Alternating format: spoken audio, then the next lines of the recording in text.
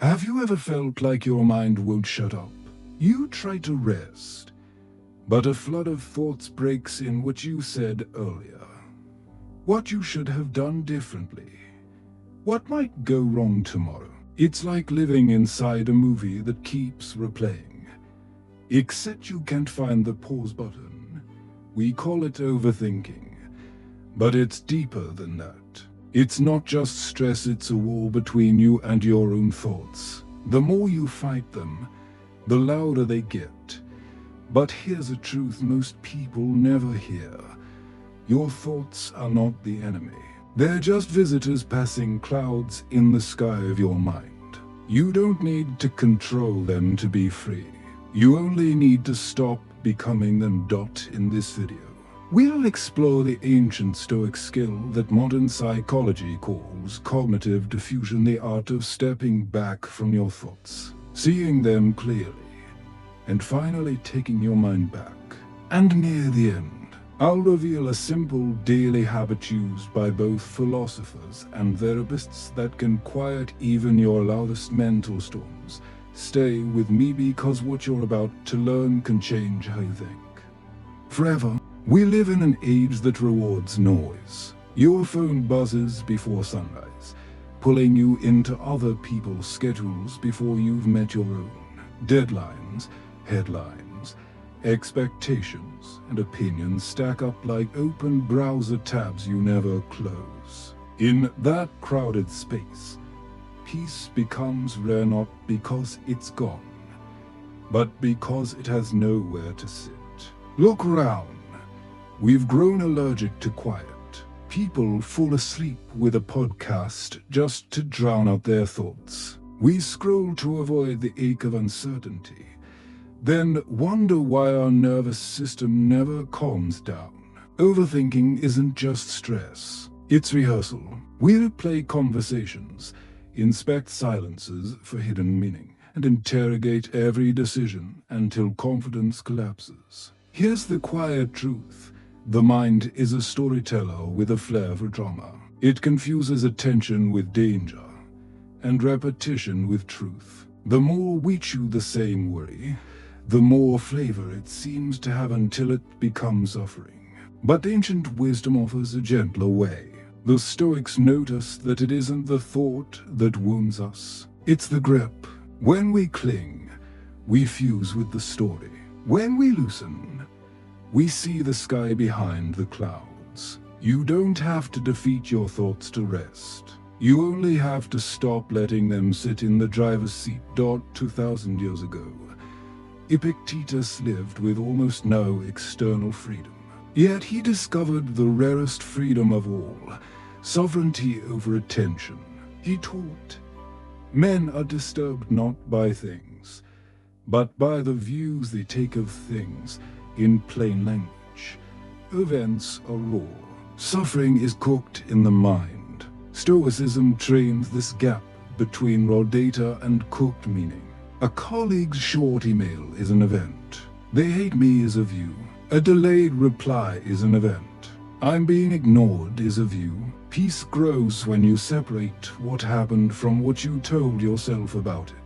Modern psychology calls this cognitive diffusion the practice of stepping back from thoughts so they're seen as mental events, not commands. Instead of, I'm anxious, try, I'm noticing the thought that I'm anxious.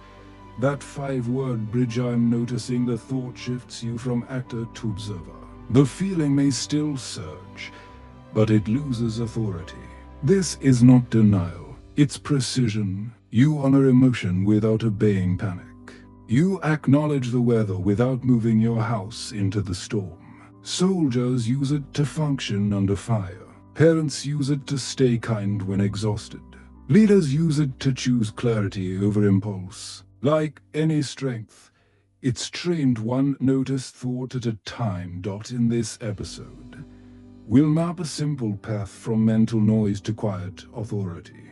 First, we'll demystify intrusive thoughts, why they arrive uninvited, why fighting them backfires, and how attention accidentally feeds them. Second, We'll borrow the Stoic lens to unglue events from interpretations, turning down the volume without turning off the mind. Third, we'll practice cognitive diffusion with concrete drills you can do into minutes, labeling thoughts, breathing space into them, and letting them pass without a courtroom trial. Then, we'll apply it to the digital storm. Email anxieties, comment spirals, doom scrolling, and the itch to check just one more time. You'll learn tiny rules that protect peace. Pause before meaning. Draft. Don't send. Notice. Don't narrate.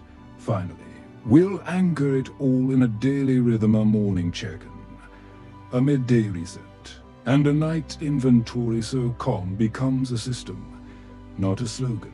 If you felt trapped inside your head, you're not broken, you're simply fused with your storyteller. This is your key. Not to silence thought, but to relate to it differently.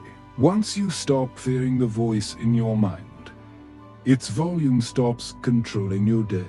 And in that space between what appears and what you choose, you'll rediscover something steady, simple, and yours. The ability to meet life as it is and still be free. Understanding intrusive thoughts. Have you ever had a thought so strange, so unwanted, that you felt ashamed for even thinking it? Something cruel, irrational, or fearful flashes through, and you wonder, what's wrong with me? The truth is nothing. Your mind isn't broken. It's just noisy. Intrusive thoughts are a byproduct of being human. They're random neurons firing through imagination and fear, replaying possibilities to keep you safe. But the mind doesn't know when to stop protecting. It keeps running simulations long after the danger is gone. That's how intrusive thoughts multiply, by mistaking imagination for a threat. You can't control what pops into your mind, just as you can't stop clouds from crossing the sky. But what you can control is whether you stare at them, chase them, or let them pass. When you start judging every thought as good or bad, you give them weight. When you panic, you teach your brain that the thought matters and it will bring it back again. Epictetus warned about this trap centuries ago. It is not what happens to you, but how you react to it. Your thoughts happen to you, but your peace depends on what you do next. Here's the paradox. The more you try to stop a thought, the stronger it becomes. Tell yourself not to think about a pink elephant, and your brain paints it instantly. This is the ironic process of the mind. It can't avoid what it's focusing on avoiding. That's why people who struggle with intrusive thoughts often feel trapped. They try to push them away, but the act of resistance is still attention, and attention is fuel. The Stoics understood this long before science caught up. Marcus Aurelius wrote, "The soul becomes dyed with the color of its thoughts. Whatever you keep returning to, even out of fear, colors your inner world." So, when you obsessively check, analyze, and argue with your thoughts, you're painting the anxiety deeper into your being. Modern therapy says the same. Don't wrestle with thought. Watch it.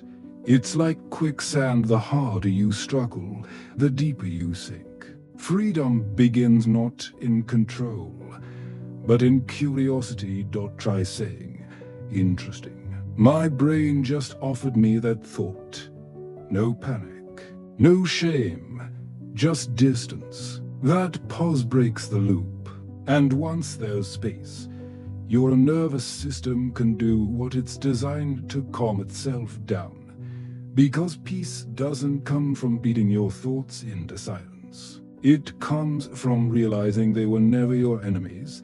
Every thought, no matter how scary or repetitive, is just a mental event, an image, a phrase, a spark of chemistry.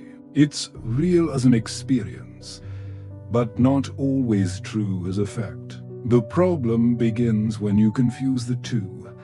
Imagine your mind as a radio that never stops broadcasting. You can't unplug it, but you can choose how much volume to give it. Some channels play fears, others replay guilt.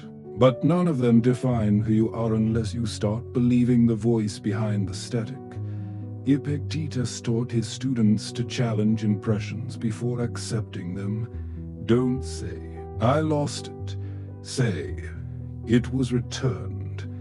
Don't say, "He insulted me." Say, "He spoke words." He was teaching cognitive diffusion centuries before psychology gave it a name. It's the skill of separating raw events from the stories you add to them. Your mind says, "I'm broken." Diffusion says, "I'm noticing the thought that I'm broken." That one extra breath of awareness, one layer of distance, transforms despair into perspective. When you see your thoughts as visitors instead of verdicts, they lose their authority. They may still knock, but you decide whether to open the door. That's the quiet beginning of freedom. The moment you realize your mind is loud. But you don't have to shout back. The Stoic lens on overthinking is useful until it becomes endless. Overthinking isn't intelligence. It's imagination turned inward, looping through what-ifs and worst cases like a broken record. It feels productive, but it's really a form of self-punishment disguised as preparation.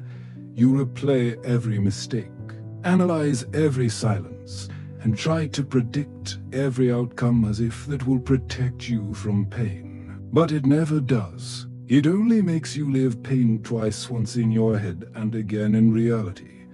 Epictetus would say this is where reason turns on itself. He taught that the mind was meant to guide action, not torture the soul. When you think without direction, thought becomes noise, and noise becomes suffering. The Stoics compared this to being caught in a whirlpool you can't escape by thrashing harder.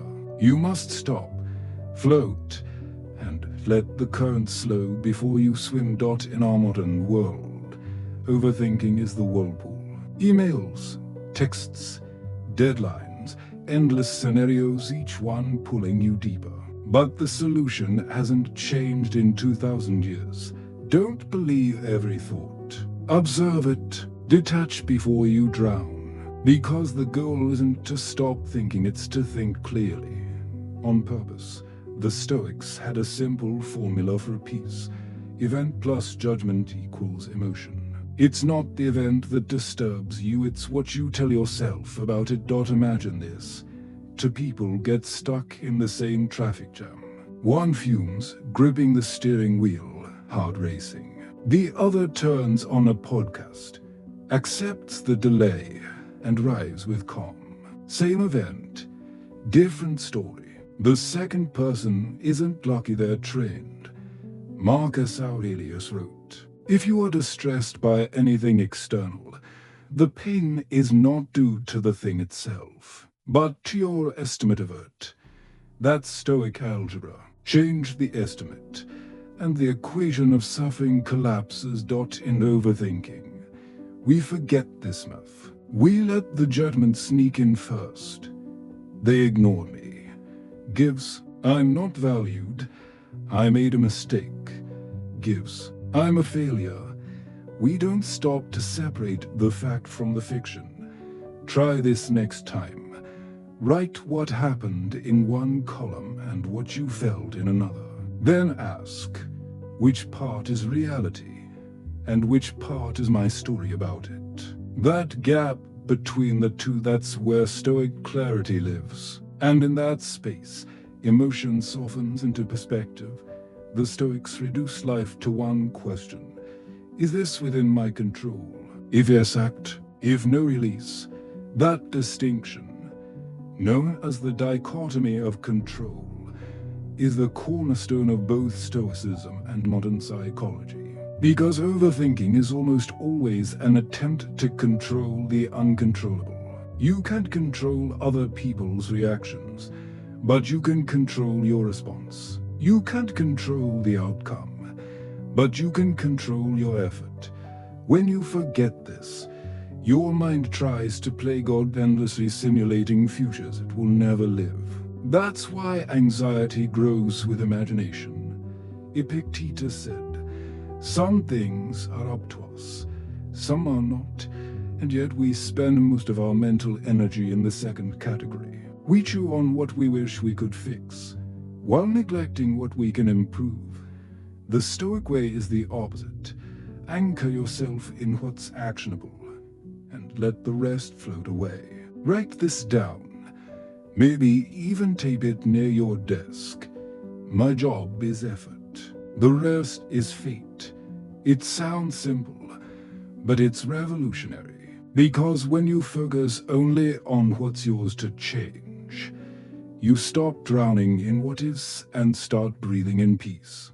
The practice of cognitive diffusion. Cognitive diffusion sounds technical, but it's actually a skill as old as Stoicism itself.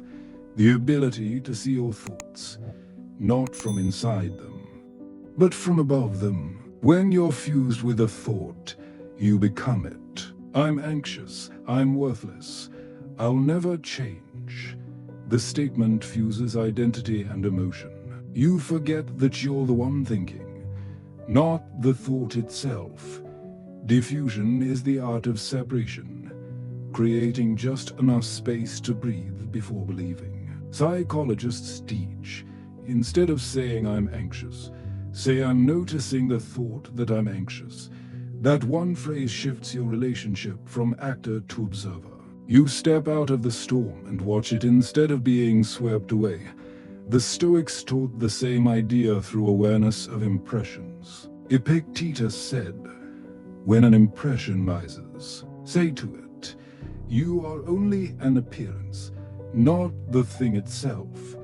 When you label a thought as just an impression, you take away its authority. It's not suppression, it's clarity. You're not fighting the thought, you're recognizing its nature, fleeting, subjective, often wrong. And that awareness, practiced often, becomes mental armor. It's how you start living with your mind, not under it. Most people lose peace because they debate with their own thoughts. They argue with anxiety like it's a lawyer that must be defeated.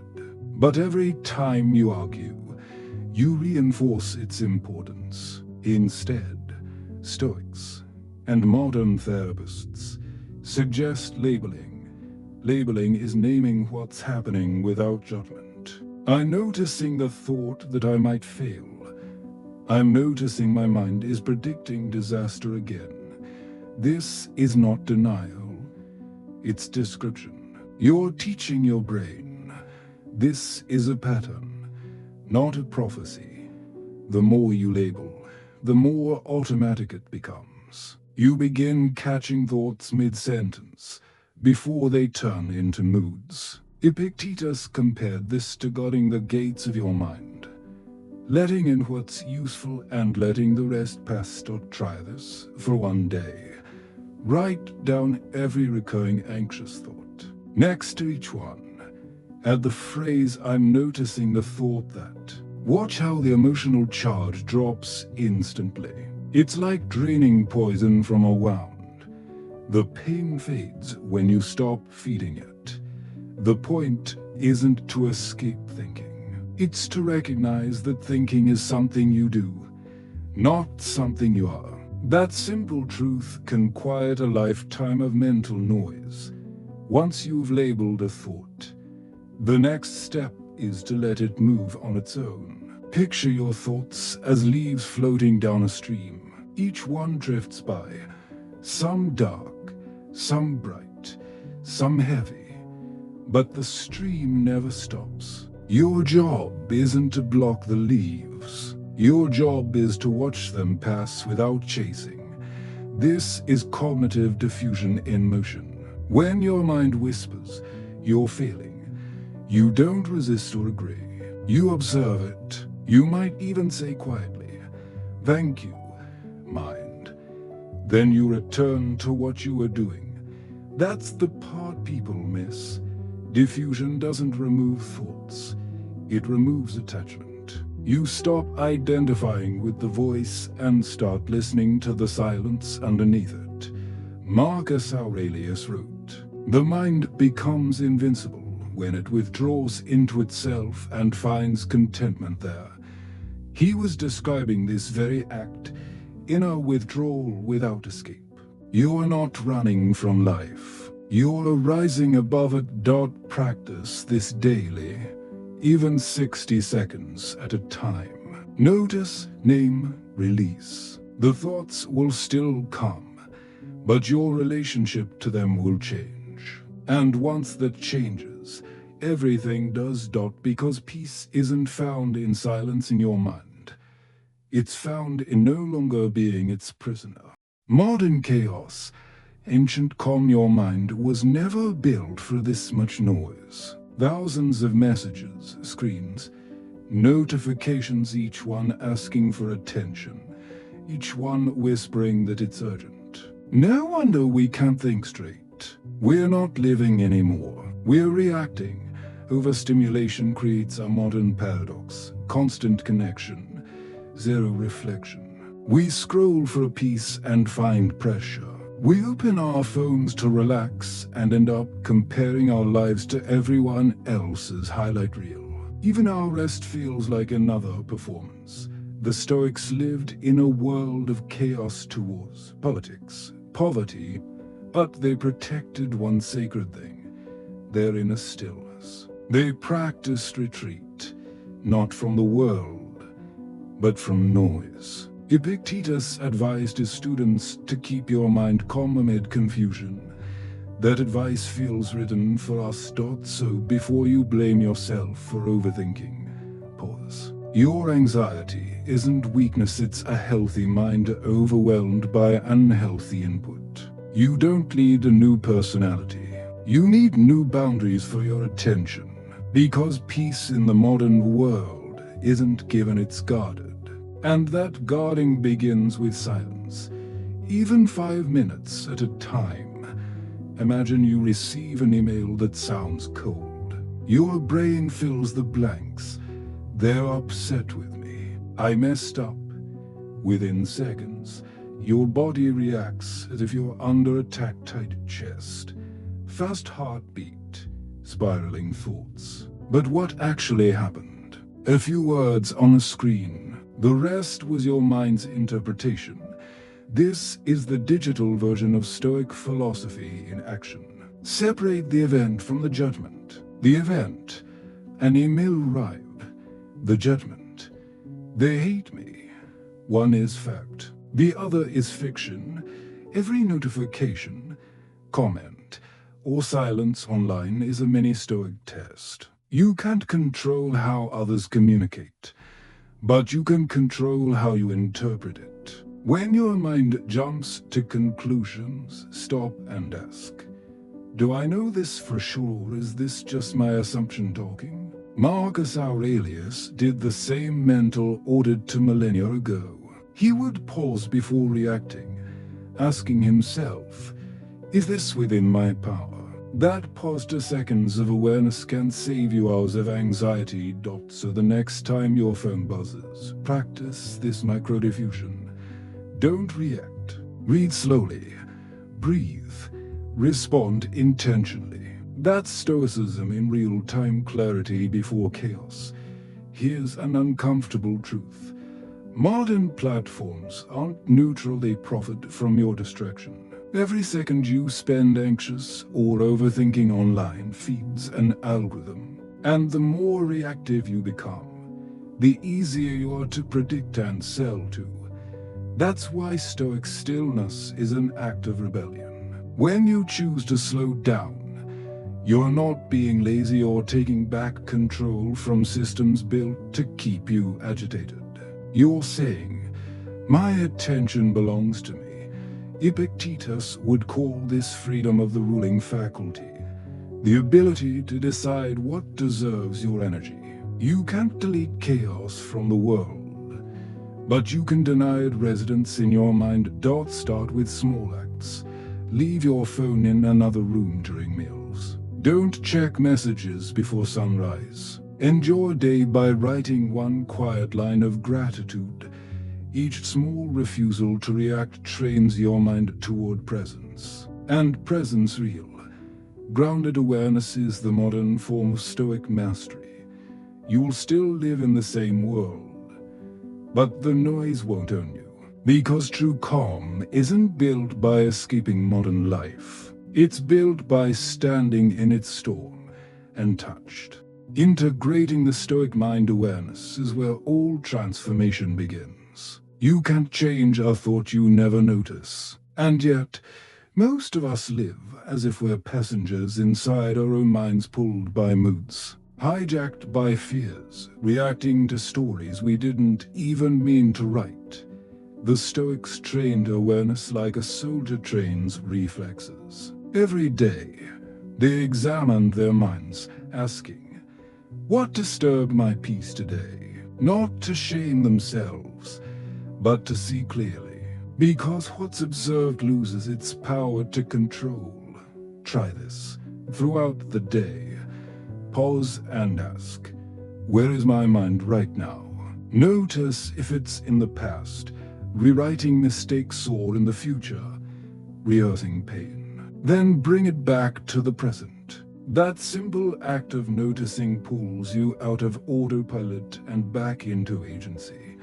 Marcus Aurelius did this every night, journaling his reflections not for anyone to read, but to realign with himself. Awareness doesn't require wisdom, just honesty, and honesty, practiced daily, becomes peace. Because mastery isn't about never losing your center, it's about realizing faster each time that you've drifted and gently returning home. Once you've learned to notice your thoughts, the next challenge is accepting them without judgment. Most people mistake acceptance for weakness. They think it means giving up. But acceptance is not surrender, it's precision. It's seeing things as they are, not as your emotions want them to be. Epictetus said, "Do not wish for events to happen as you want them, but wish them to happen as they do, and your life will go smoothly." He wasn't preaching passivity. He was describing freedom. When you stop demanding that reality obey you, you regain the power to respond wisely. Acceptance in practice looks like this. You notice anger rising. You don't hide it or indulge it, you simply observe. Anger is here. You breathe. You let the emotion complete its natural course, instead of feeding it with arguments and blame. This act rewires your relationship with discomfort. Pain becomes information, not identity. And that small shift changes everything. Because when you accept what is, you stop fighting shadows. You save your energy for what truly matters. And in that stillness, life starts to cooperate again, not because it's easier, but because you finally stopped resisting it. Awareness and acceptance are preparation. Action is the practice. It's where Stoicism stops being theory and starts becoming your character.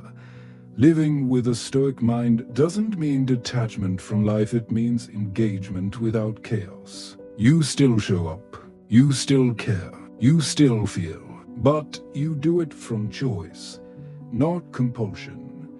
Epictetus taught his students to act well the part that is given to you. In other words, do your role, but don't confuse the role with who you are. You can be a parent, worker, friend, or leader, but beneath it all, remain calm and intact. In daily life, practice what I call the 3-second rule. Before reacting, pause, breathe, ask, will this action serve my peace or sabotage it? That question filters 90% of impulsive mistakes. Marcus Aurelius wrote, if it is not right, do not do it. If it is not true, do not say it. Simple, but not easy. Each small act of integrity builds an inner fortress stronger than opinion or chaos. Because peace isn't the absence of struggle. It's the discipline to act with stillness even while the storm rages on. And when that discipline becomes habit, you don't just think like a Stoic, you live like one. Take a breath. You've just walked through a journey that began inside the mind, chaotic, restless, full of noise, and ended in stillness. You've learned that thoughts aren't enemies, but stories. That peace doesn't come from silencing your mind, but from seeing it clearly. Epictetus called this mastery over impressions the ability to pause before believing. You've practiced the art of naming your thoughts instead of wrestling them. You've learned to separate what happens from what you imagine about it. And you've seen how modern life, with all its noise, only tests these ancient truths, never replaces them. We explored the Stoic version of freedom. Not the freedom to control everything, but the freedom not to be controlled by anything.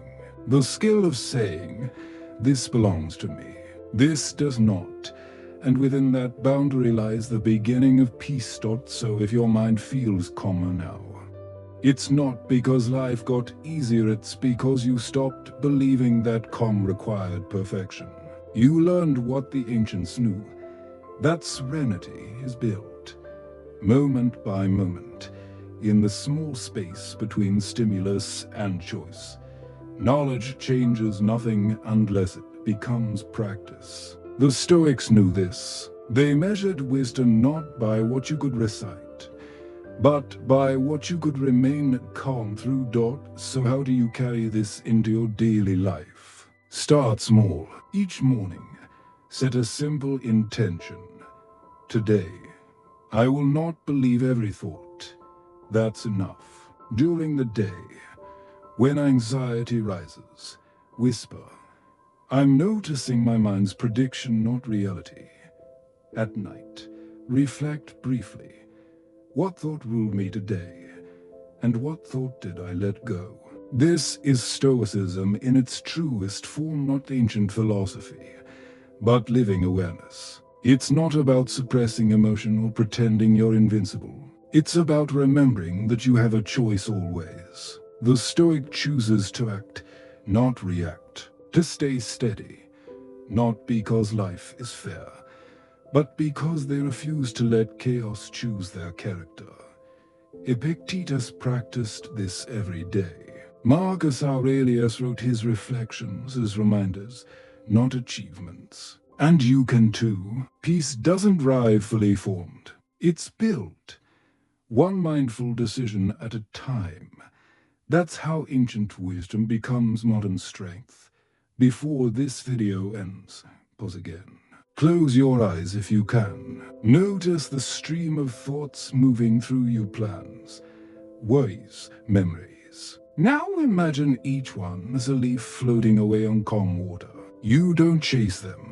You don't push them. You simply watch. That is Stoic peace in its purest form. Presence without control. Awareness without fear. The goal of all this cognitive diffusion, Stoic practice. Self-mastery is not to make you perfect. It's to make you present. To teach you that you don't need a silent mind to find peace. You only need to stop fighting the noise. When you realize this, something subtle shifts. Life doesn't feel like something to escape anymore. You start trusting your ability to meet it. Marcus Aurelius once said, "Nowhere can man find a quieter or more untroubled retreat than in his own soul. That retreat is always available right now. In this breath. So when tomorrow's chaos comes and it will remember this calm. Return to it often, because peace isn't a destination you reach. It's a home you remember how to enter. If there's one thing I hope you take with you from this journey, it's this. You are not your thoughts. You are the awareness behind them, the quiet space that notices, chooses and forgives, your mind will never be completely silent. It's not meant to be. Its job is to think, to imagine, to prepare. But your job is to decide which thoughts deserve your energy, and which are just echoes passing through. Epictetus lived his life surrounded by hardship, poverty, cruelty, loss, and yet he was free. Because his peace came from within. He realized that suffering begins when we confuse what happens to us with what happens within us. And that's the mistake modern life keeps teaching us to make. Every notification, every comparison, every moment of doubt tells you you're not enough until you pause, breathe, and remember, you already are. The skill of cognitive diffusion, the Stoic art of stepping back, isn't a technique for a perfect people. It's a daily practice for ordinary souls who want to suffer less and live more clearly. You don't have to win against your mind. You just have to stop believing every word it says. When you can look at your thoughts and smile at their absurdity, you've already won the quietest battle of all. So as you finish this video, take 1 minute of stillness. No music, no scrolling. Just you, your breath, and the vast space inside that no thought can reach. If this message brought you even a moment of calm, if you felt seen, understood, or reminded that peace is possible, then take a second to like this video, subscribe to StoicCraft, and share it with someone who needs that same reminder today. This channel isn't about ancient philosophy. It's about the modern art of staying human in a world that never stops talking. And if you ever forget everything you've heard today, remember this one line.